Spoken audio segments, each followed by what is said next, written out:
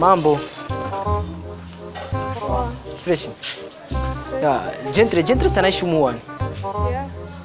Yuko nimemkutana. Hayuko, mlango wake ule kwa umefungwa. Ule ndio mlango wake. Unaona ishumuani? Yeah. Sasa unachoka na maji unataka kunywa, nikusaidie basi. Kuna shida nikikusaidia? Hata kusaidia, mtoto mzuri kama wewe basi kuchoka bwana. Unaitwa nani? Nikufikisha wapi? Asina.